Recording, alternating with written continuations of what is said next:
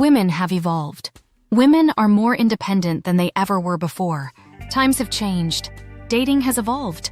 It's still evolving, rapidly. An area of contention, who knew, is who does the dishes and the laundry in relationships nowadays.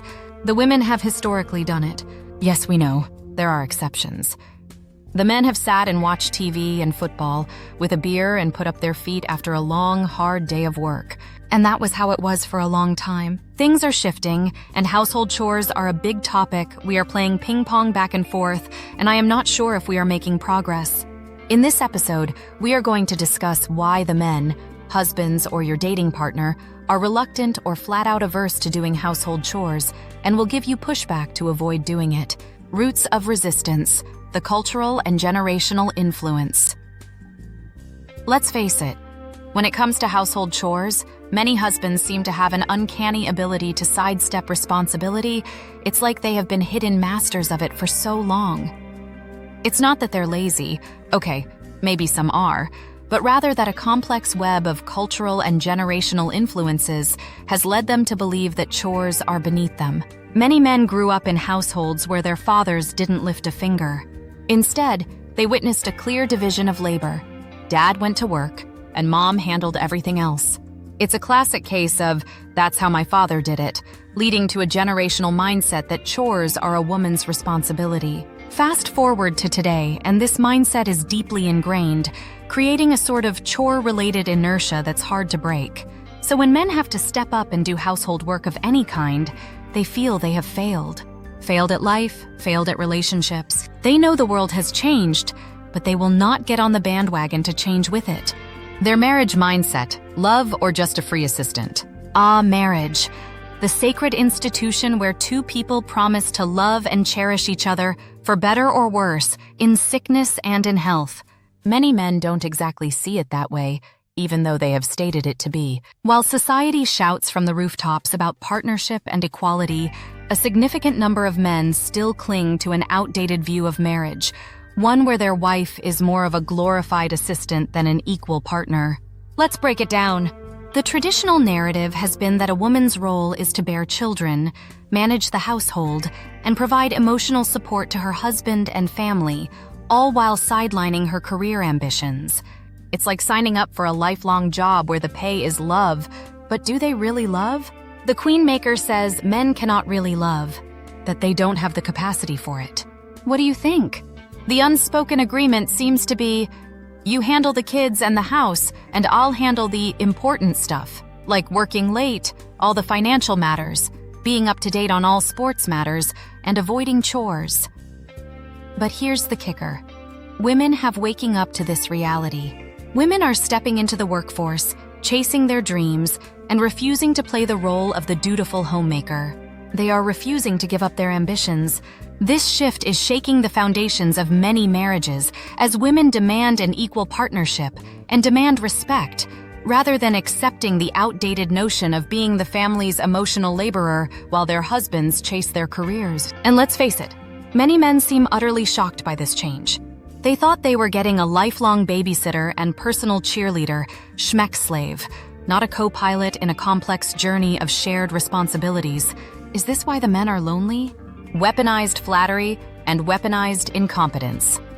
Now, let's delve into some sneaky tactics men may employ to avoid doing household chores. Weaponized flattery and weaponized incompetence. Weaponized flattery involves showering compliments on their wives to create an environment where women feel guilty for asking them to contribute. You're so much better at this than I am, they might say, hoping to sidestep their responsibilities while putting their wives on a pedestal. It's a crafty way to manipulate the situation, making it seem like they're doing their wives a favor by letting them take on the chores. And the women see through this tactic. Then there's weaponized incompetence. This is where men pretend they don't know how to do simple tasks, like doing laundry or loading the dishwasher, to avoid responsibility. I tried to fold the clothes, but I just couldn't figure it out, they claim, all while having the audacity to watch TV instead of learning how to do it right. The mental load. Just tell me what to do. Another element in this chore-avoiding conundrum is the infamous mental load. Many men approach household responsibilities as if they're complex puzzles requiring intricate planning. Just tell me what to do, they insist, putting the onus on their wives to create a detailed chore list. This approach is a lazy cop-out that reinforces the stereotype that men don't want to think about household tasks. Because, let's be honest, it requires a different part of their brain, one they aren't accustomed to using. Immaturity and reluctance to grow up. Men never thought chores were a symbol of adulthood. They did not desire to add chores to their life's resume. They wouldn't mind adding boat owner or CEO, though. Chores never makes the list, and they don't want to add it, and will find all sorts of ways to avoid partaking in at all costs. Dislike for women, adding to the burden. Here's where this episode gets a bit sinister. Some men may harbor an underlying dislike for women, which can manifest in how they approach household responsibilities. By deliberately adding to their wives' mental and daily tasks, they maintain control over the relationship. If she has free time, she might start thinking about her own independence or career aspirations, and that's a threat to the status quo and gendered roles. It's a twisted strategy to keep women engaged in the domestic sphere, ensuring they remain focused on the home front rather than pursuing their own ambitions. They are afraid you will leave. They may keep placating you, so they refuse to do household chores because it makes your life easier, and you may think you are on some sort of equal footing with them. And again, it goes back to the first point. They feel these chores are beneath them, and they feel they have failed at life if they pick up a sponge, wash the dishes, and put them away. They have to screw up the process somehow, so they are fired from household chores. They didn't marry for partnership.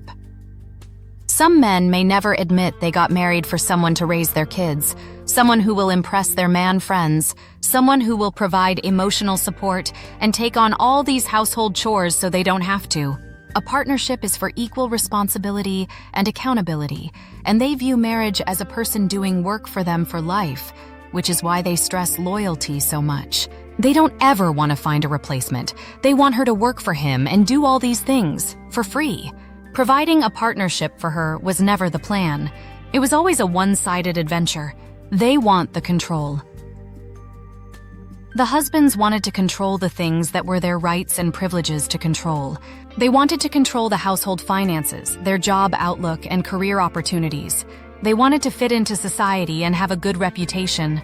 It's not that these things are wrong, it's the process and how they go about doing these things. So many things are in question in today's relationship landscape.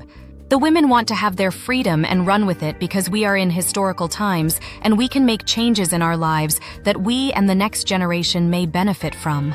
But what do you think? Drop a comment below and thank you for watching. Please give us a like, subscribe for more videos, and hit the bell to be notified of episodes as they are released. Share with your network. And if you like this video, we are sure you are going to like this one here next. We will see you in the next one.